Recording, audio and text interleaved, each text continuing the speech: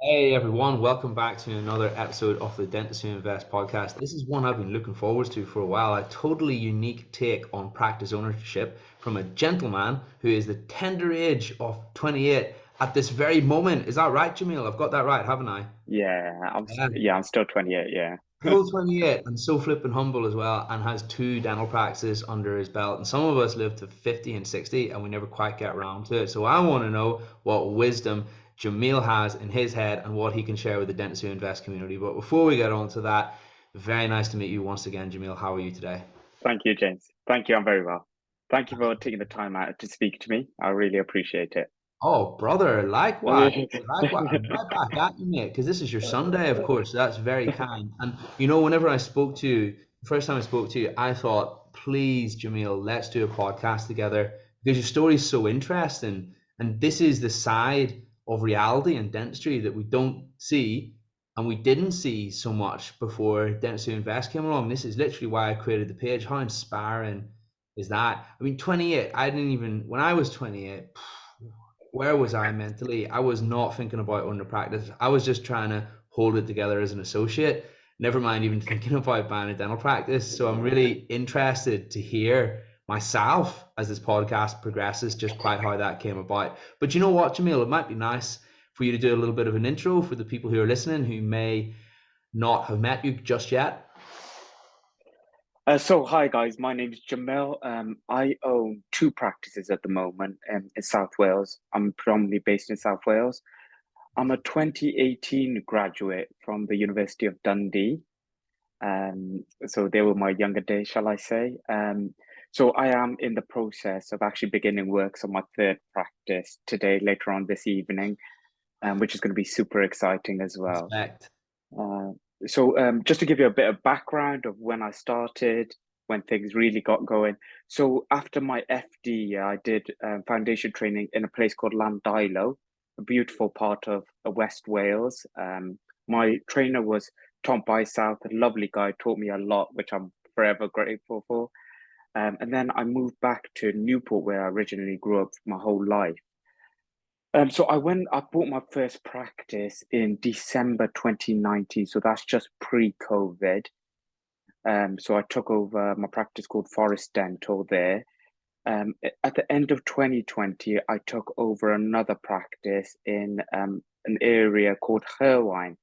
That is more towards the central belt of Wales, near Merthyr Tydfil, in at the end of 2020, I took that over in 2020. And then I finalized my third practice, which will be a squat practice. I think about 2 months ago, we are starting work now. So that's going to be a bit of a slightly bigger practice. So Very, that's a bit very. about me. That's awesome. No, and that set the scene very nicely. So fundamentally, right, before we even get into the practice, am I right in saying that dentistry is something that you flipping love? Clinical dentistry is something that you love? Or, and here's the reason why this is so important, because some people they use dental practice and they're running a business to be to sort of sidestep doing clinical dentistry because what it means is they can use their knowledge and spend their time doing something else, which will allow them to accumulate cash without necessarily doing wet finger dentistry. And they see that as like a little bit of an escape route. Is that how you feel? Or do you actually love the clinical stuff? I'm I just curious. so I genuinely believe so. I think we've got a really good gift as dentists that very few people can say we can get somebody out of pain within 10 minutes, 10, 15 minutes, an emergency appointment. I think dentists overlook that sometimes, and whether it might be financial, maybe they've done it long enough where they've kind of lost interest. But it's such a good gift that we got that is very rare to come by. Well, I do emergency appointments, extirpation or an extraction within 10, 15 minutes. Um, and the patients that come to you with that sort of treatment, they're forever grateful. Everyone here will listening to this podcast has had somebody that has suffered with toothache. And I know there are times where you've had a long day, your diary's really busy, and the receptionist slots somebody into your diary. Sometimes you get a bit annoyed. But I always ask it back to my staff. I say, how would you feel if that was your mum, your dad that was suffering with a toothache? in that case, you will probably work through lunch for me to treat that patient or your mum or your dad. So I've always believed in emergency dental treatment. That's one thing I love doing. I don't enjoy cosmetic. I don't do no bonding, no Invisalign. I don't. Yeah, I just don't like it. I've never done a full veneer case. Somebody has to really convince me for me to do a veneer on their mouth. I just love general dentistry, and I feel like the way the industry is going at the moment, myself, is that a lot of dentists are branching into implants, Invisalign ABC approach. And there's a huge gap in the market at the moment, which nobody's tapping into. It's just good general dentistry. People want it. And I got proof in the pudding that that's what people want. And it just surprises me where dentists are now turning away patients, maybe because of how constricted they are with their bucks and whatnot. But you'll be surprised at the amount of money people spend on just really good fillings, good extractions, getting them out of pain. It's just surprising to say the least. Right, 100%. So I see now. So the clinical dentistry, you loved it, the general dentistry, and running a business was how you believed that love was going to flourish even more, because what it meant was that you had greater impact and could share your message and had more dentists to spread what it is that you do. So my whole idea of being a practice owner is that so I've done my fair share of work experience as we've all had, and I would analyze dental practices when I was younger, and I'd be like, this could be done better, that could be done better. And I would tell some dentists, and they would think, "Oh, what do you know? You've not owned a practice." What my main goal is just to make dentistry a more competitive market. It's cool. In competition, at the end of the day, the more competitive an industry is, the better end product we will get for our patients. So I think that's what maybe drives me. I love that. And you know why? Every single time you talk to an entrepreneur and someone who's achieved great things from the outside looking in, they usually have this burning desire to achieve something really significant or amazing or make huge impact. And it just so happens that the business is one method. It's like a route or a path to achieve that. It's just the thing, the vehicle that allows them to get there, right? Yeah. That's for two things, right? Number one, they have this burning desire to make this huge impact in this world, right? And that comes straight from their heart. And they know that the business is the vehicle to do that, right?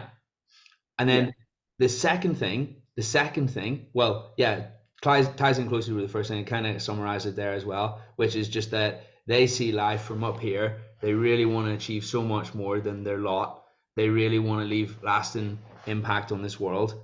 And therefore, business is the easiest way to do that, because what it means is that you can generate the finances to magnify your impact on the world. Plus also, when you create a business, you can begin to take yourself out of the business, right? So I sense that you're one of those people as well. You're here for a Yeah. higher purpose. Yeah. So I just want to achieve greatness. So I see, as we all do, younger dentists, we look at Instagram and I look at somebody's crown prep and I'm obviously like, wow, that is amazing. And I don't know, clinically wise, I don't think you know how some people are just amazing dentists from the get-go. I don't think I'm one of these people.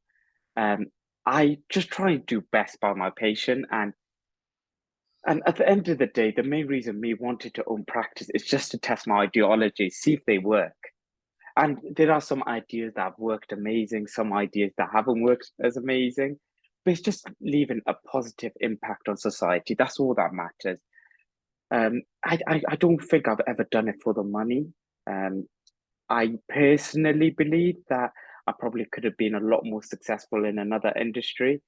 I do have Asian parents, so obviously I had three options: either a doctor, a pharmacist, or a dentist. So I took the easiest route. Um, but yeah, that's where I kind of stand on how the industry is going, and that's the reason I'm mainly in the industry. But I look back on myself, right? And you know what you summarized just then? I thought in my head, before I owned a practice, I needed to be able to X, Y, and Z, have this amazing ability that I was X, Y, and Z good at veneers and composites and all this stuff, right? And where that bar was, I don't even know where that bar was. I just had to reach this hypothetical point in my mind where I'd achieved this certain level of ability that now meant that it was okay for me to go and run a business. Whereas in actual reality, that just doesn't matter at all. That was a belief inside my head that limited me, you know, and that's a very powerful thing to realize, because that's one of the things that holds a lot of people back in business. And I believe for you, what I see in you and reading between the lines is that was one of the things that's enabled you to do that, is that in your head, that's just much less of a thing than it would be for most people, which is Yeah. excellent. And it's about knowing your strengths and weaknesses. So I would never feel comfortable doing a full veneer case. It's just something I wouldn't do. I enjoy taking teeth out. It's just what I enjoy. But I see. The one thing that I believe in dentistry, where a lot of dentists get it twisted, is that dentistry is not healthcare. It's just hospitality. If you make the patient feel great throughout the whole journey, it makes a huge impact. And yeah, there are dentists out there, probably 90% of the dentists that can do a better MO amalgam than me. They could put all the cusps in. But it's how you made the patient feel. How were the reception team? How were the nurses? How easy was it to book in? How easy was it to contact us again when there was a problem? Were all the prices advised correctly? Did they feel like they were being ripped off? It's a whole combination of things. The clinical dentistry part is so little, it's unbelievable. And I just, obviously there is always going to be a market for great dentists. Don't get me wrong. There's always going to be patients that say, I don't care if the dentist, if even if the hospitality isn't great, I just want great quality dentistry in my mouth. I'm not saying I don't do great quality dentistry. Don't get that twisted. But it's just about like that's the whole reason specialists are around. Maybe somebody wants, I want the best care possible, and they might compromise on hospitality in that case, if that makes sense. No, it Um, does totally. but yeah, that's what I really believe in. It's just doing the best for the patient, making the patients smile, making them laugh, having a good laugh. Nobody wants to be miserable in work. Nobody wants to deal with somebody that's miserable but does an amazing MO amalgam or composite. Um, but yeah, that's where I stand. This is amazing what you're saying, right? Because I've always noticed that in business as well, one of the main things that holds people back are these beliefs that I said, right? And us as dentists, we attach a significantly more importance to the quality of the dentistry versus everything else. If you ask the patient what they enjoy, it's the things that you talk about, it's the experience. That's one aspect of the experience, right? So this barrier, this imaginary barrier that I placed in front of myself was that I had to hit a certain level of expertise or skill or knowledge before I was able to practice, was just total BS. In fact, if I would have embraced the fact that I'd be learning both of those things, how to run a business and also how to get better at dentistry concurrently, I would have been growing both those skills in tandem. That's how I Yeah, now see things, right? The sooner yeah. here, I'm not going to rant on too much because this is this is we're supposed to be interviewing Jamil today, of No, course. you're right. You're right. No. 100%. You're right. Yeah. I have become, by being a practice owner, my clinical sets have increased because obviously, as I grew, the larger I grew, the more treatment I would do. I wasn't just chasing numbers, I was doing more difficult extractions. And naturally, doesn't matter how many times I tell you to do something, you just got to learn by doing it yourself. Yeah. And Yeah. you could, somebody could give me spend there, give me 10 hours lecture on how to take a wisdom tooth out. But it doesn't matter. It's about whether you need to do it. You'll see what works and what doesn't work, where your strength and where your weaknesses are. But that's my own opinion. Absolutely. And you know what? When I'm hearing you talk, I'm just getting a little excited and chucking these things in. And I promise I'm going to do minimal talking for the rest of the No, it's podcast fine. because I want to ask you some fact-based stuff about how you went about it. Think about it like this, right? Any skill in the whole wide world, most things are skills if you think about it, right? So running a practice is a skill, running a business is a skill. It just so happens that the only way to get that skill, you can only learn so much about it from books. Are you with me? There's not really that much literature on something so niche. So the best way to gain that knowledge is experience. You can have a mentor, which helps you, of course, and that would be very helpful, yeah? But ultimately, whether you have a mentor or not, you have to experience it to be able to learn those skills, right? Now, here's the thing. When you spend like 20, 30 hours doing something, you learn like 60% of the stuff that you'll ever learn in that particular skill, right? You learn like 60% of the knowledge. The returns on how much you improve at the very start are much more than as time goes on. By the way, I just pulled Yeah. 60% out of the air. Yeah. You Yeah. don't fact check that, right? It's not science. Are you with me? But what I mean is, you gain a huge level of aptitude very fast, and then after that, it's tiny incremental gains, right? So if we would have just went and learnt the thing and do the thing, right? We'd spend those first 30 hours, get 60% of the skill, and then be able to iterate it to the point where we're extremely good at it through time by default, right? But the issue is that most people spend 3 or 4 years thinking about that first hour and never quite getting around to it. And then eventually one day they do it. Whereas if they would have just done it and embraced the squeeze, the stretch zone, then they'd be so much better. But there's something about our human mammal brains that just really, really, really makes us lean away from doing that stuff. And the only reason everyone's like that to a degree. I was like that. I now see things differently. And the reason I say this stuff is I hope that someone feels inspired to see things in a different way. And this is the thing about business. Most of the things that hold us back from being successful in business are actually just really human things, like our comfort zone. Okay, Yeah. like being a little, deliberating excessively, etc., etc., etc. But anyway, listen, I'm going to rant on. I've talked enough. I've talked enough for this podcast. But this stuff gets me excited. I love talking about business, okay? Because I think it's really cool and I think it can help lots of It's people. hard, like comfort zone. Taking the problem, I got a lot of friends that are associates. I tell them, look, you just need to make the jump into being into practice ownership. The problem with being an associate, you fall into that rat race of being an associate. Um, so like for example, if you're earning a healthy amount, let's say for argument's sake, you don't want to compromise that. And then on top of that, you've got a massive bank loan on top of your head or however you fund it. And then you're worried, how am I going to keep the lights on? And like I'm gonna have to do HR, I'm gonna have to, if an autoclave breaks is on me. There's a lot of stress that comes with it. There's no two ways about it. And maybe it's not for everyone. Like I look at some people that have got little children, and I think, wow, that's amazing. They're practice owners. I don't think I could do that. I am very particular on everything, all aspects of my business, everything. I've met Scott, the guy you referred to me, and I told him exactly. I know my company inside out. Um, so yeah, I don't. Number one, I don't think it's for everyone. But if you're that person on that line that thinks, you know what, I want to jump into practice ownership, do it sooner rather than later. That's the $1 million shot. That's what you need to do. It, you'll figure things out. I've never been to one lecture. I've never been to any practice management. Nothing. I've learned everything myself. I'll give you an example. I didn't know anything about. So in Wales, we have the HIW instead of the CQC. And I didn't have I've never had anything to do with that. I've never had training. So I asked myself, what's the best way I will learn the HIW CQC? What I did, I spent one evening, this is quite funny, okay? I'm very sad at the same time. I said, the best way I'm going to learn is from other people's mistakes. So there's about, I don't know, I printed out about 400 reports from all the dental practices. So I said, surely That's every a person brilliant has made, idea. yeah, somebody's made a mistake. So me and my nurses, I think we spent 2 days going through it. And we would look at the improvement plans, every single improvement plan, and tick, we've done this, this is all checked. And you realize there is a common theme within dental practices. So that's how I learned how to deal with HIW. So then when HIW were asking me questions, I was like, yeah, I know that.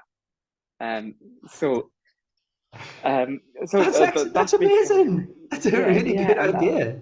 and I still got them, and I was like, this about this much, so there's about maybe 1,000 sheets, and yeah, maybe I know the tree huggers that you were gonna say you've killed loads of trees, but it's something that I had to do to create a safe working environment and a safe environment for our patients, and I smiled to myself. Me, my nurse, we were all nervous. I've never had HIW, but I'm just straight out of FD. I don't know what they're gonna ask me.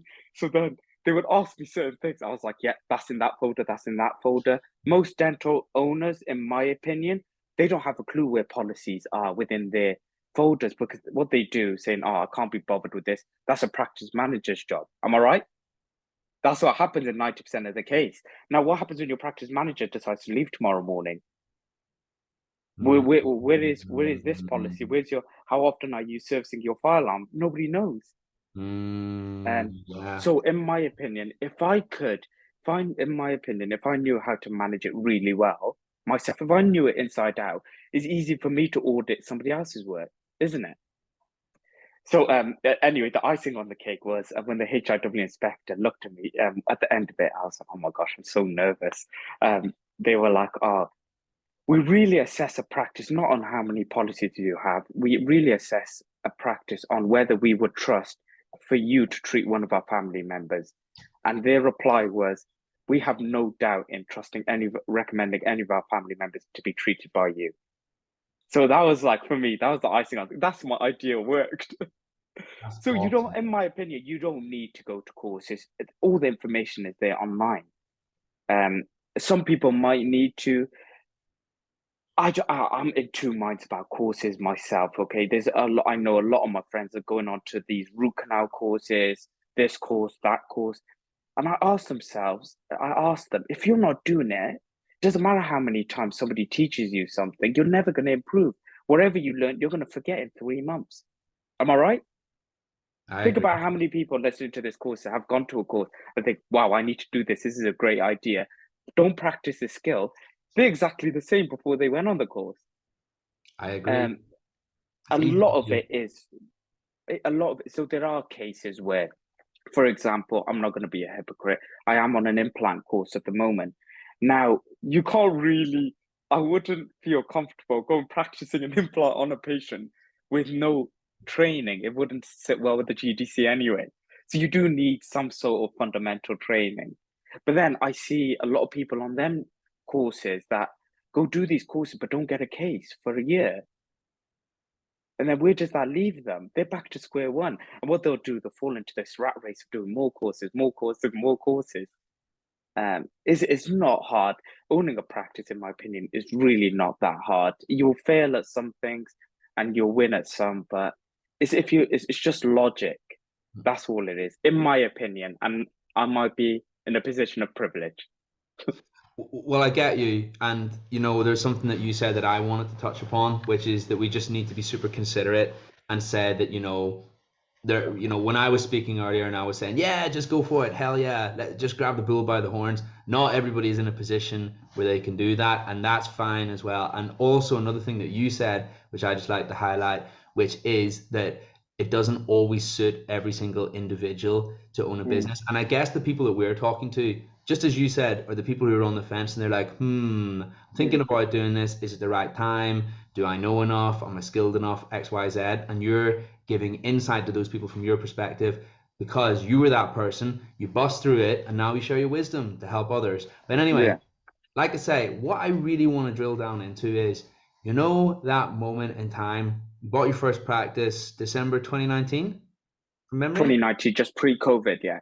Yeah, wonderful. Okay, the months leading up to that and preceding that, what was going on in your life? What led you to make that decision? Um, so I worked as an associate for a dental practice for a month, okay?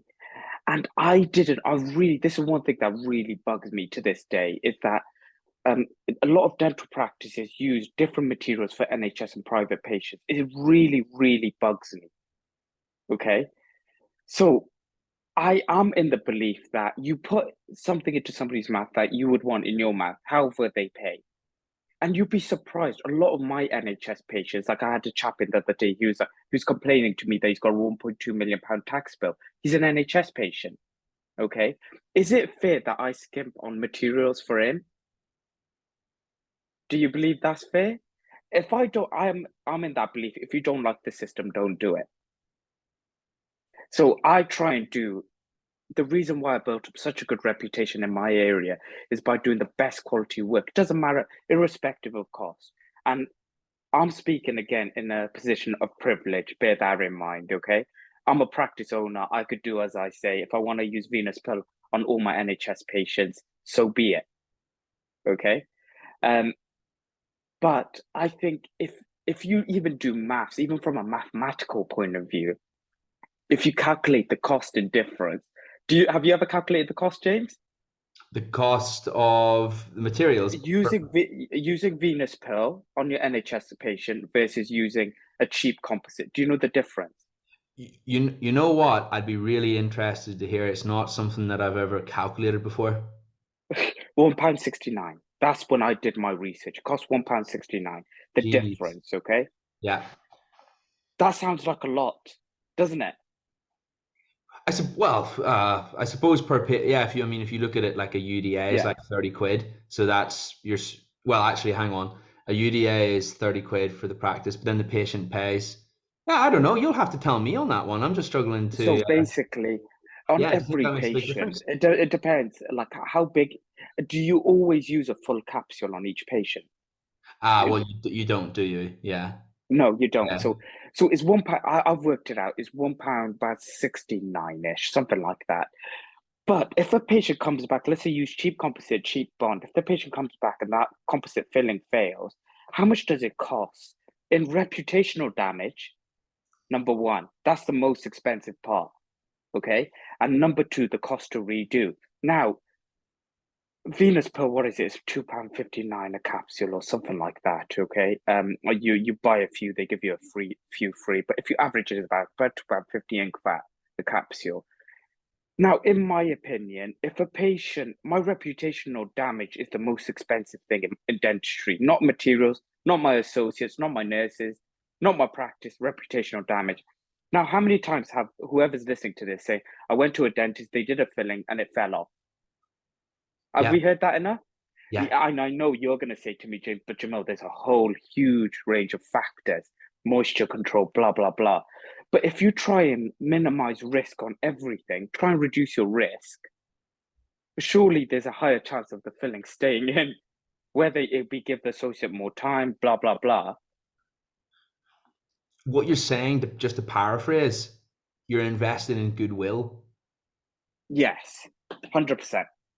And that's what makes me the most amount of money, in my opinion. Um, so that's number one. So materials, I did not. So going back to your question, sorry, I might No, this is all sometimes very dive off. valuable. You know your numbers as well, which Um, is great. yeah. So my cost. Okay, let's talk about cost. So my cost. Scott will tell you this. My cost of materials is about 4.5% of my turnover. About 4.53%. We're not going to get into the 0.03s um, of my annual turnover, which in reality, guys, in my opinion, is nothing. Okay. So by using good material, bad material is a percent. Okay. And we use the best materials. And there are times where you can not use good materials. Well, like consumables, you don't need to buy the most expensive glove. A nitrile glove is a nitrile glove. Am I right? There's not much difference in them. Yeah. There's things that whatever I use in the patient's mouth, I want to use the best quality. That's simple as. Whether it be anesthetic, putty wash, amalgam, whatever I use, I try and use the best materials. And whatever my associates ask for, I provide. So if they want like one of my associate wanted something called Sigma liquid or something, it just stops the instruments from sticking on. And it costs it's pennies on a dollar, okay? It costs what, 30 quid, whatever it costs, okay? Um, but he said to me, he posed it to me the opposite way. He said, you know, the amount of times my instruments are sticking on your composite and they're coming off, you'll make that back within 2, 3 months, really. So that's what it's all about. And if the associate or whoever the therapist or the dentist has an easier job of placing, they have more time to do the polishing.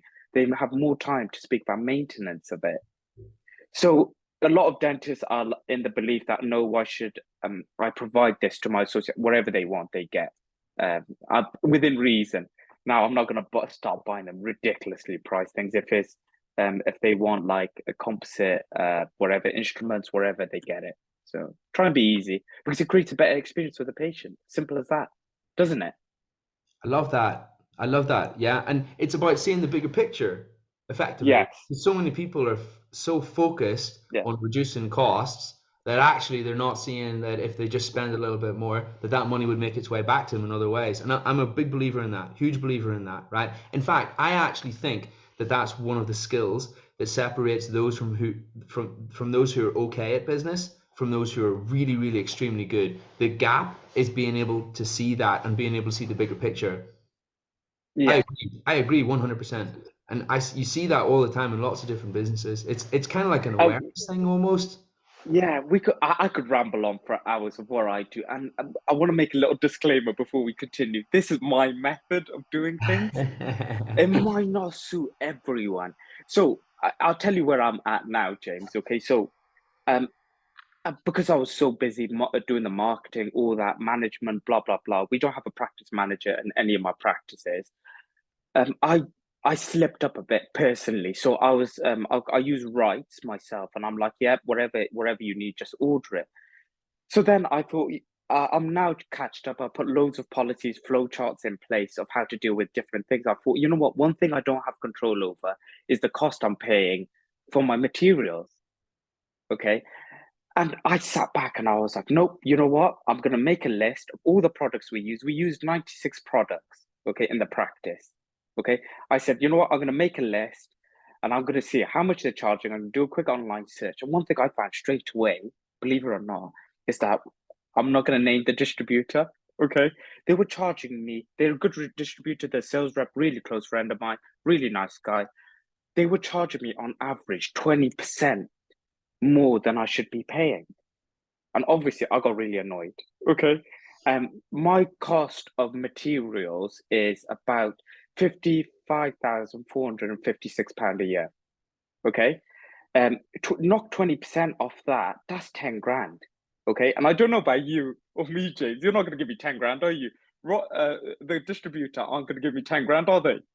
So by simply doing that, and by having a good stock flow and knowing what to order, I realized I could save myself 10 grand a year just by dedicating 2 hours uh, per month, and ordering stocks and just trying to find the best places to order. Now, I'm saying to whoever's listening, don't start trying to save pennies. It's not worth it. You're going to kill yourself. You'll be spending 3 days just trying to get the best prices, and you'll confuse yourself in the whole process. So that's where I did it. So that's one part where I really let go. And looking back at it, I should have really sorted that out in the past. So, James, I think what we should talk about next is how I grew, what I did. Okay. Yeah, I like that. And yeah, 100%. I was actually going to jump in there and ask you Yeah. about that specific process because even before you grew, okay, I actually think there's a question that comes before that chronologically, and that was we will talk about how you grow, but that question is the question that's on the tip of my tongue is I know now from what you said what caused you to be inspired to start your own practice, and that's because you thought there's an easy ability here to provide a higher level of service, okay, for not much more money, and therefore your philosophy or model is that that makes its way back to you in goodwill and makes your business successful, okay? So that was the moment of inspiration, okay? That was the why. So actually, what did you do exactly next? Like, how did you go about getting finance for the practice? What was that process like?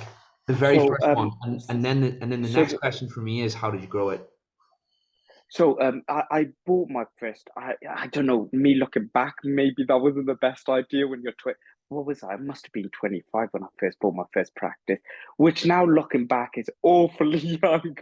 And I think the good thing about being young, when you don't have real responsibilities, you do where you almost live invincible, don't you? Think, yeah, I'll be fine, I'll figure it out. But I don't. So I found a practice close to home, 25 minutes away from home. I thought, really good practice, smallish NHS contract, potential to grow. Um, so I personally look for practices that I can add value on. So I obviously analyze a lot of practices that come on sale. I'm nosy. I look at all of their accounts and I have a look what's going on with each one. There's a few practices that are for sale for about 1.6, 1.8 million. Practice owned. I crunch numbers a lot. Okay, as you could tell.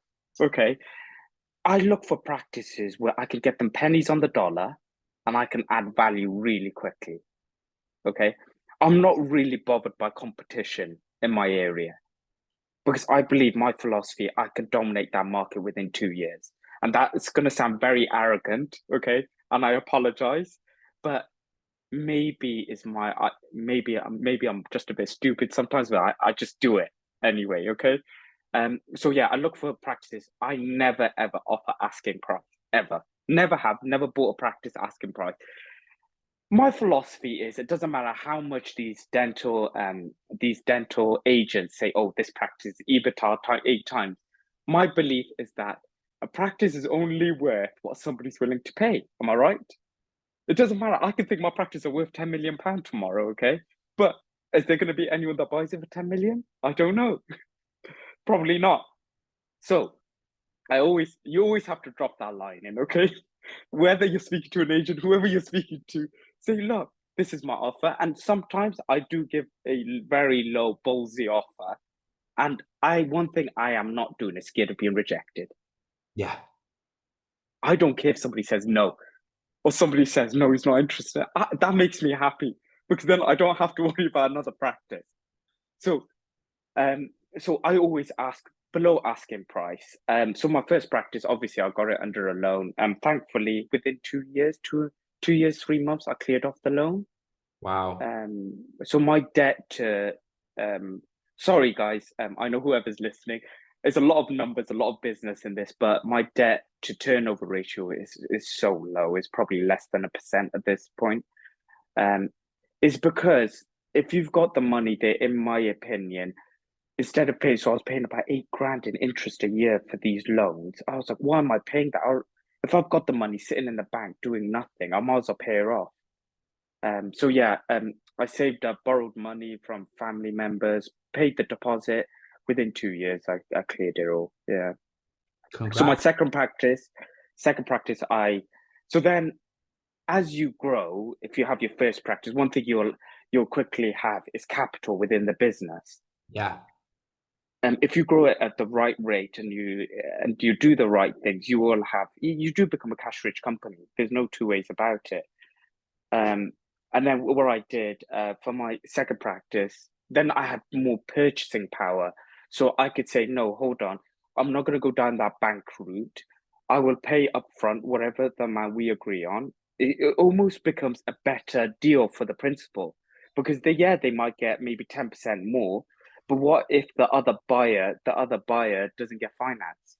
Then they've gone through 2 months of headache for not getting to approve. But if somebody says, yeah, I'm just going to pay it up front, it gives you a lot more leniency. So yeah, so the second practice I did buy upfront. Another thing I do that most people don't do, I don't buy buildings. Oh. Okay, they don't make me enough money. Oh, okay. Is that interesting? Yeah, it is. Yeah.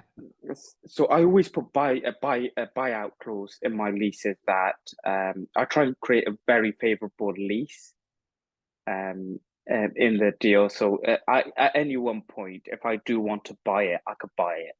The lease is out, minus the rent I've paid.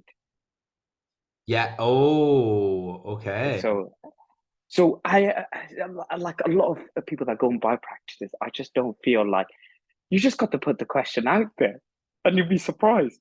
Um, you'll be surprised. Most people and my landlords at all my practices, they're lovely. Very nice people. With it, they'll do anything to help me. So Um, I'm not really worried. But within 15 years, you should have done what you've had to do, in my opinion. Most leases are 15, 25 years. And another thing I don't do is buy expensive leases. I want to be sub 1,000 in each practice. So a lot of practices that come up for sale, you'll see annual rent of 25, 27,000. Have you seen it, James? I haven't, it's something that I've never really actually looked into is purchasing Yeah. a practice. So you'll know way more than me on this. So a lot of them have like huge rents. On top of that, you're probably buying the practice at top dollar. By the time you even make a penny, you've got to pay 25 grand. You've got to pay the loan back. Let's say even on a 15, if you buy a practice for 1.5 million, okay, your loan plus the interest rate, what is the interest rate? About 6% now. I don't know what practice, 4 to 5%, whatever you get on it. What would be your monthly payments? At least 100 grand a year. 100 grand a year, so that's 10 grand. For practice to turn over, let's say they show a profit to you of 300 grand. minus the 120 grand that you're going to have to repay back in loan, you're really earning 180,000 pounds. Really, aren't you? Yeah, You're better off not having that headache, not having that huge liability on your head. yeah, Am I right? yeah, yeah. So, so that's why I don't buy big practices. My first practice I bought has 2 surgeries. Okay, my second practice has two for the expansion of three. My third practice that I'm opening in 3 months' time has 4 surgeries, but I'm going to open two to begin with. I like small practices. I have a lot more control over staff, dentists, therapists. It just creates a better experience. Awesome. That's cool. So we're proceeding very nicely chronologically along the journey now, and I suppose the next thing for me is just what you said earlier that you touched upon, which was how did you actually grow these practices then? What are your Yeah. pearls and gems of wisdom on that? So, number one, so my first practice I took over was in the midst of COVID. I did something really good for society where I didn't charge any patients if they needed tooth out, wherever. That automatically created a lot of goodwill for me straight away. And during the midst of COVID, I had a lot more time to focus on marketing, which I don't have the luxury of anymore. So, to give you some numbers to test my ideologies, in my first year, I must have, my first year was quite a bad year, but the COVID year. A year after that, we grew about, I think, 170%. And then second year, we grew 69%. And in the first quarter of my first financial year, we're growing about 15%. Now you're going to ask me, Jamil, cut the crap. How did you do it? Okay, let's go then. Let's see how I did it. So number one thing I'm not going to blow. One thing I'm not going to lie about is that I'm good at marketing. I like. Sorry, James. I'm getting a call there. I like creating demand. I like creating. I could get the punters through the door. Okay, all private. We don't take on NHS in any of my practices. So I look for really small NHS practices. This works if you've got really small NHS contracts. So if you've got a large one, you're always just gonna try and funnel in NHS patients to upsell private. That's not my business motto. Um, so what I do is Google AdWords, very good at Google AdWords. Um, I made a lot of mistake on Google AdWords. I have quite a large marketing budget for Google AdWords, approximately, and I do it all myself. We spend at least about £3,000 per for the both practices at the moment per month. So marketing budget about 45,000 pounds a year for both practices, which isn't much. Okay, which is not it is a reasonable amount. A lot of you dentists that are listening to this might be practice owners, might be considering. It's not a hard skill to learn Google AdWords. Okay. Google want you to spend money with them. Just watch loads of YouTube videos like I did. And by you going to an agent and letting them do it, all you're doing, they'll take 25, 30% monthly. That 25, 30% that you're spending with them, you could have spent on acquiring more patients. Am I right? Good website. One thing I don't do, okay, I'm upfront clear with my prices. There's no from on any of my website. It's a simple rate for everything. If they have a composite fillet, if they have an extraction, difficult, easy. How do you define easy and a simple and a difficult extraction? You can't define it. Yeah, yeah, Okay. Yeah, you might be able to define surgical and non-surgical. Yeah, maybe you can differentiate your price there. But we have easy, simple one. Our patients pick us because we have all clear prices. Having a website. On our website on About Us, you can search it up later. But if you go to Forest Dental and go search my name, Forest Dental, Jamil Dental, we don't have our bios aren't serious. Our bios are like, what hidden talent do you have? Who's your inspiration? We don't give all that spiel. I've done this, I've done that, I've been trained by this. In the reality of it, it doesn't matter to a patient. It's whether the patient attends, feels like, you know what, I trust this guy or trust this woman to do the best quality, best job that they can do. Okay. Word of mouth, I don't believe in word of mouth. It's too slow marketing wise. Okay. Yeah, residual, yeah, in 5, 10 years time, it'll work his way. To grow a practice rapidly, it doesn't work. Yeah. Okay. What you need to do, word of mouth should be, so as you grow your practice, one thing you'll find, you'll taper off. It doesn't matter how much you spend on Google AdWords, that's where really word of mouth comes into play. So marketing only helps with people that have access to the internet. There's a lot of people that take, like if I said to you, James, go to Hull down the road, good dentist, nice chap, nice woman, they'll look after you. And you're the type of guy or type of patient that says take somebody's word of mouth rather than Googling. Hmm. That percentage of patient is really low. Now, Yeah. how often do you call one of your friends and say, do you have a good plumber? What do you do? Everyone Mhm. just goes online. Am I right? Yeah, yeah. Oh, I totally agree. Totally agree. Word of Um, mouth takes another time thing, to filter through. It's true for any business. yeah. So another thing that's really helped me is not just about a patient seeing you online. It's about building trust. Okay. So another thing I do, we have in one of my practice, we got about 1,300-400-ish 5-star Google reviews. So we're Wow. 5-star rated. In the other practice, we've got about 700-800, I don't know. Um, that has really amplified our turnover. If you want to grow, if you're going to listen to one thing about this, collect Google reviews. Now you're going to ask me, how do you get Google reviews? Yes. How? So, so that's how I measure success. Okay. I measure success in how many reviews I have. So I set myself targets per year. So I say to them, guys, so I told all my whole team in one of my practices, I want to have 2,000 Google reviews by the end of the year. I don't care about financials. I don't care about how much money, what my bottom line is. That stuff is irrelevant. Okay. Yes, it matters to a degree, but it just shows you're doing the right thing by the patient.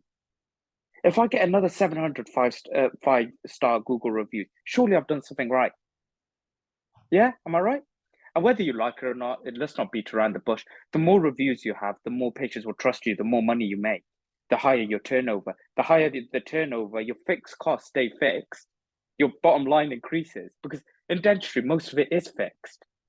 Yeah, you might have lab fees, you might have associate fees. If you're a practice owner, you might have a bit of lab bill, you might have a bit of more material, but your cost per patient comes down substantially once you get over that curve. Am I Mm, right? mm. Um, so another thing is that I want to make you all aware is that don't only collect Google reviews. Bing, okay, which if most people buy a Windows laptop, they open up, is it Edge now? What is it called? Explorer, whatever it's called. I believe so, Edge, yeah. Yeah, Edge. One thing you'll find is what search engine do they have? Bing. Okay. Bing doesn't pull reviews from Google. Okay. Bing and Google are direct competitors. They have no interest in each other. So you'll have to ask yourself, so Jamal, where does Bing pull its reviews from? Two sources, Facebook and Yao. Wow. Good knowledge. Does that make sense? So just because I have 1,500 reviews and one on Google, I'm losing a huge portion of patients. And let's say they're older, they don't know how to change a browser to Google, they don't use Google. I've lost a huge chunk of potential patients, haven't I? Yeah, it's huge. There you go. That's what I do. Now, I don't do much Instagram marketing. I don't know. It's just the guys who've done it well. Fair play to them. They've done it well. It's a monopoly, isn't it? It's like apps on an app store.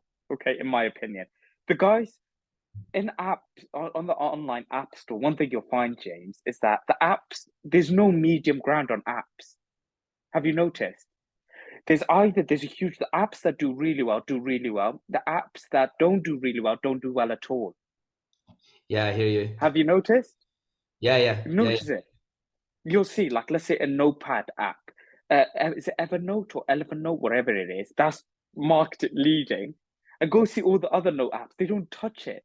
Yeah, yeah. No, totally. I hear you. Yeah. And that's why Instagram's too slow for me, in my opinion. Way too. I just don't think it'll work for me. It's good for associates that want to market themselves, but it just doesn't work for me. There's a way to summarize what you're saying. Yeah. This comes from Gary V, and what he's talking about is underpriced attention. Okay, it's another way of saying it, right?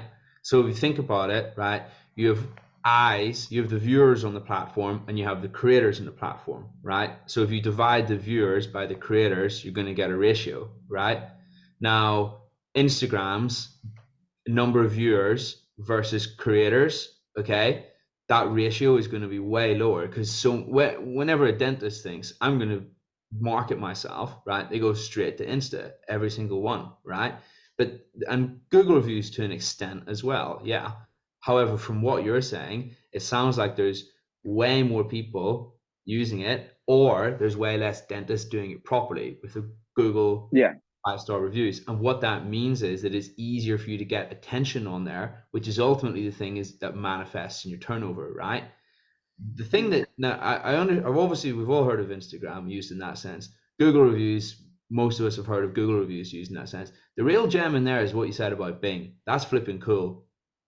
That's Yeah. flipping cool. Did you figure that out And I yourself? actually Or is think that, where did you get that from? You just figured that I out? just stumbled across it.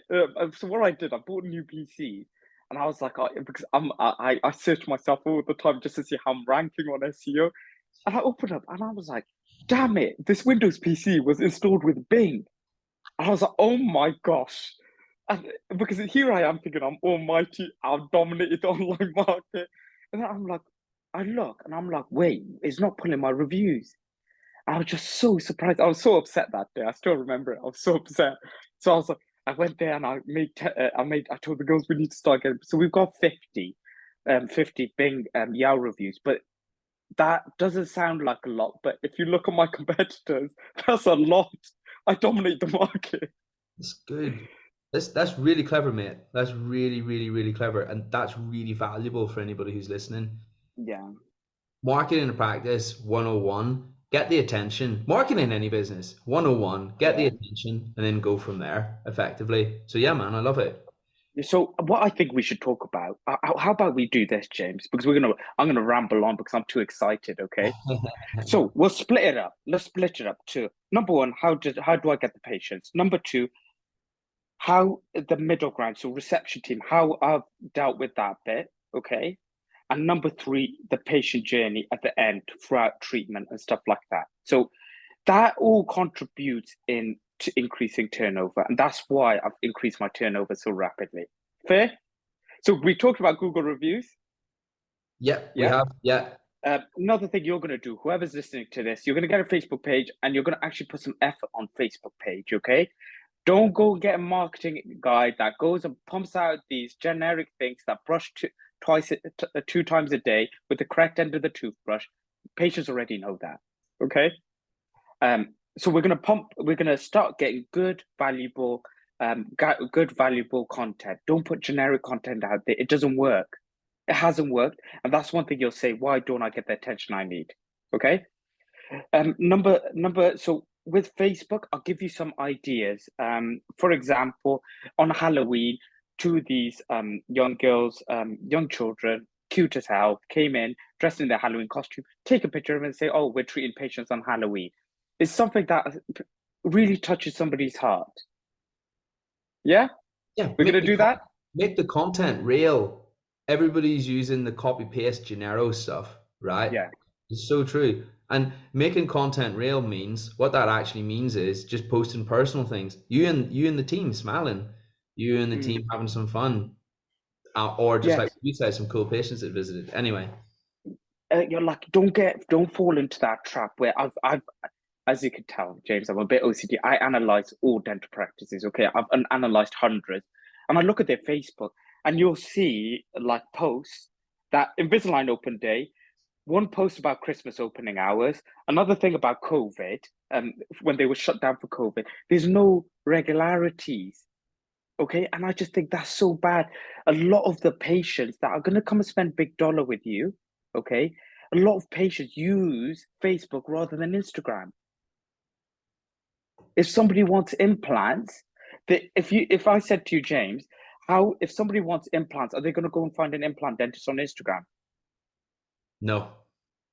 They're going to either use Google or Facebook or find it on Facebook or from recommendations, and then they'll go on Facebook. They'll be like, "Oh, this chap does Google."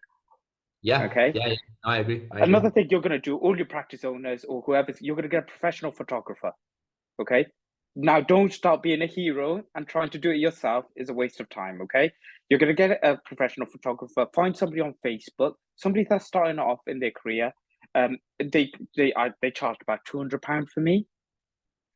Don't go searching the big guys around your areas. They're going to charge you £400-500, waste of money. Anyone with an SLR can take photos. And then what you need to do, you need to block off the diary for 2 hours. The night before, you need to debrief everyone what shots you want. Okay? So people find it more relatable. Oh, hold on. I know that receptionist always answers the phone to me, or that's a reception that takes me in. Straight away, you're more likely to get likes on it. And if you see Facebook's, I'm so excited about this, James, as you can tell.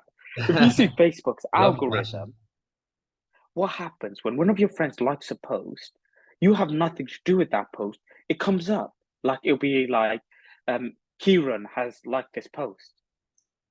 Have you seen that on Facebook? Yeah, yeah, So why would you not capitalize on it? yeah. It's crazy. The more likes your post gets, the more reach you have. And another thing is, if any of you guys are practice owners, you need to get a Facebook like counter. Mm, Okay, okay. it's about 350 quid. Okay, Hmm. it's cool. It's like an airport thing where we made this cool mood board that says with an arrow saying like our post and watch it flip. And patients just like the post, like our page for it to flip.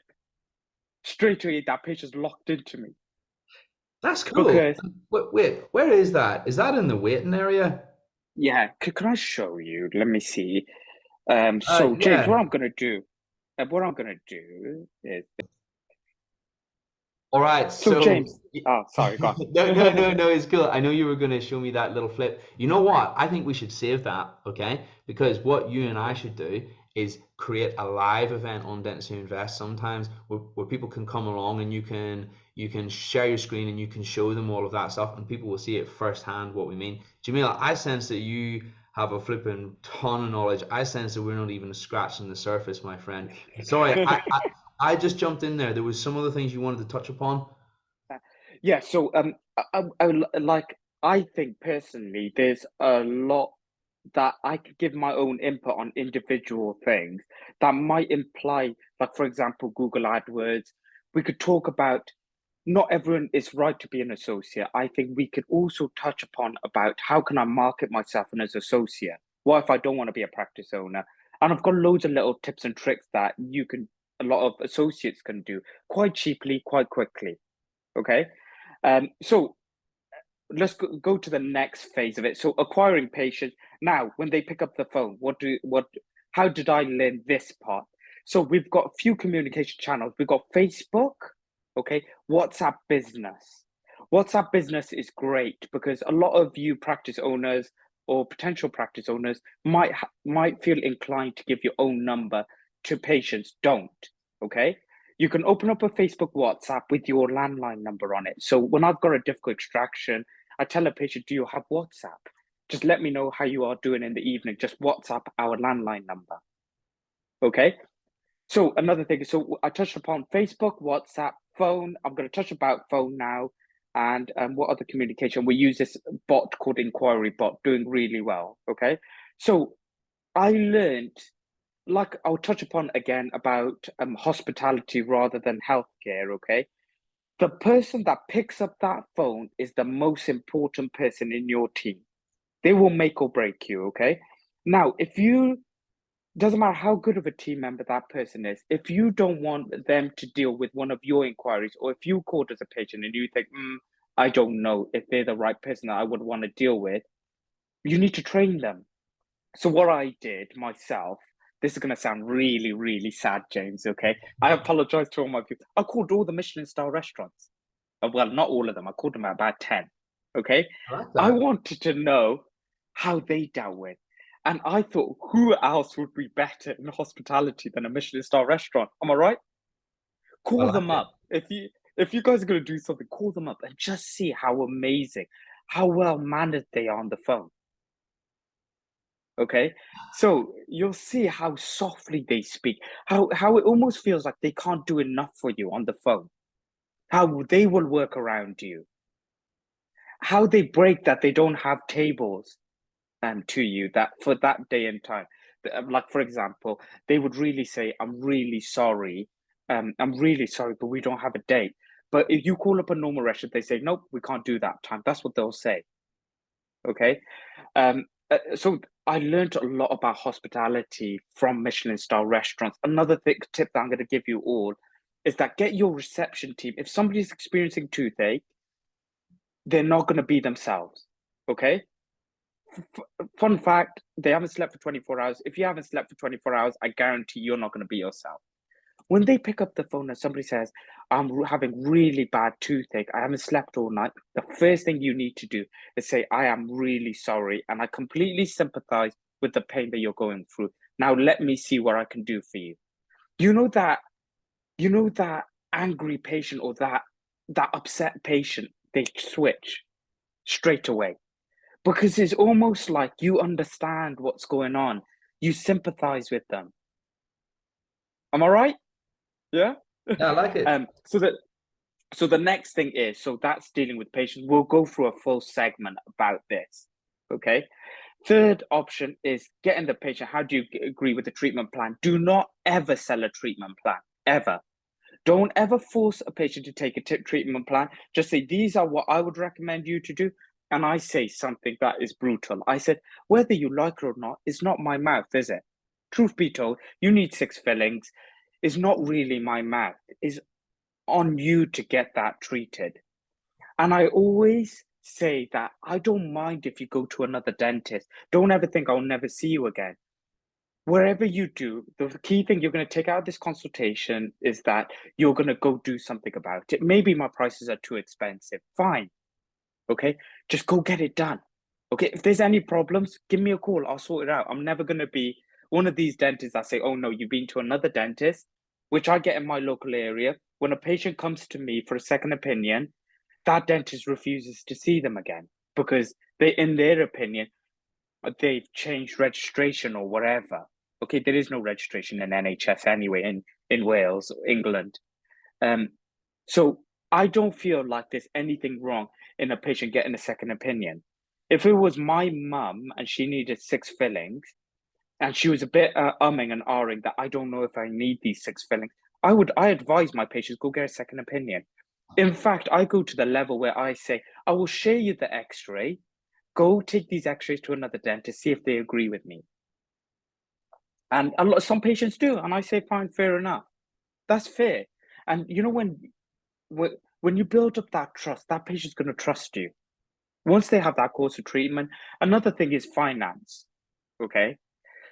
So I don't mind being Scott was a bit wild with this, your dental agent, or the guy who you're in partnership with. So at any given point, we have about £250,000 outstanding from our patients at any one point. Okay. And I take all the risk. Okay. So we split it up over 12 months. So you don't need an FCA license if you split it up over 12 months with 12 payments. So you can't do it more than a year. You can't charge interest. Because I'm a Muslim, I don't really like charging interest. Okay. It's against my beliefs. Okay. I know sometimes I am a hypocrite. I do sometimes pay interest. I know I am a hypocrite in that state.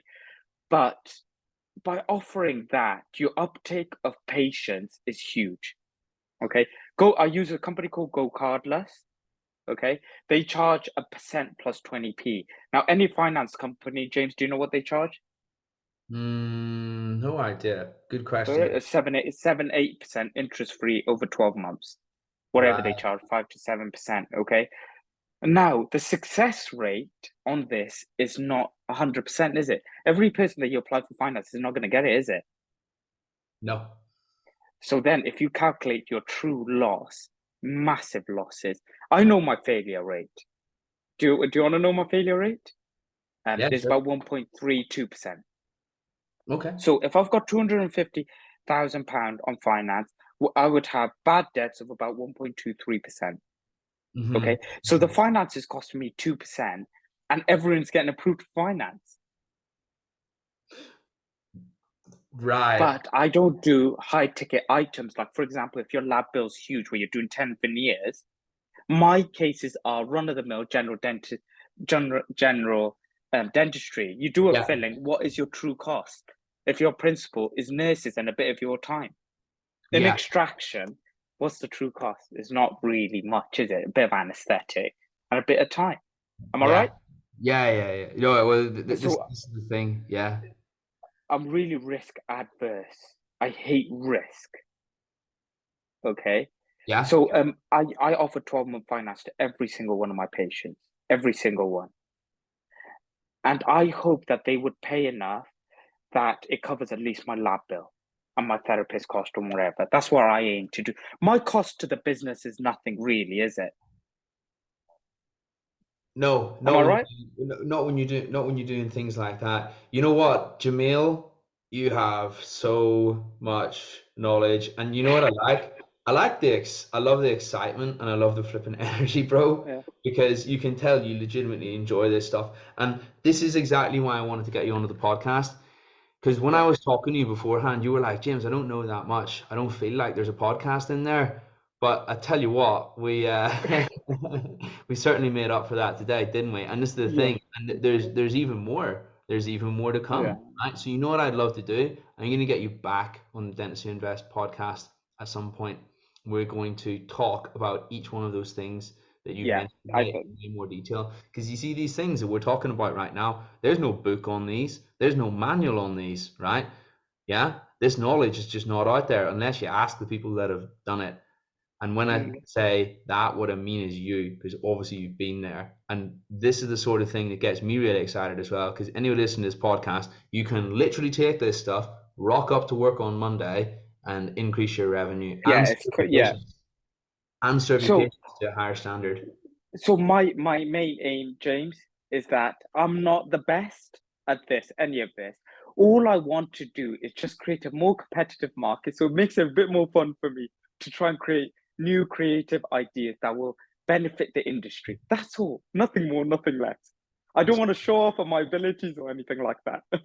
No, I get it. No, totally humble the whole time. And here's the thing. When you share, not only do you help other people, but you actually get more back. Okay. And when you share, right, what it means is, as I say, you're helping all of these people.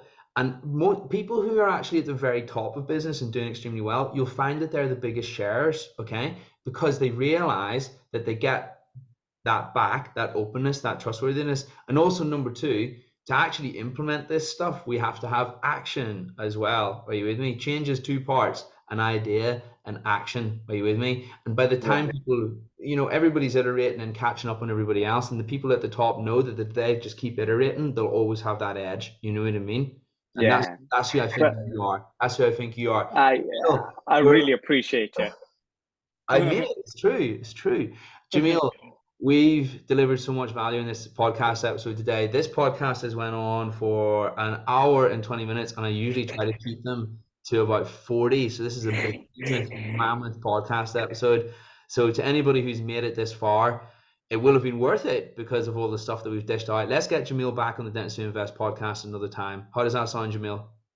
That's perfect. Thumbs up, my man. Nice one. Jamil, awesome to chat as always, and we shall speak again really, really, really soon. Thank you.